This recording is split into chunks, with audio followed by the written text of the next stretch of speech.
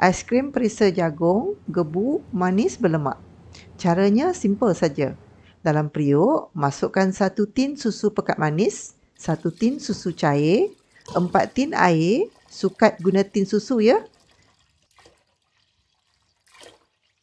Jangan hidupkan api dulu, kacau bahan-bahan ni sampai tercampur sebati.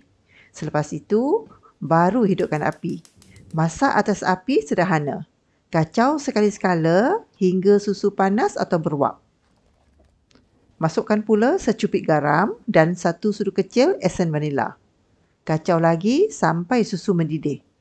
Tuang bancuhan tepung jagung, hasil dari 3 sudu besar tepung jagung dibancuh dengan 1 cawan air.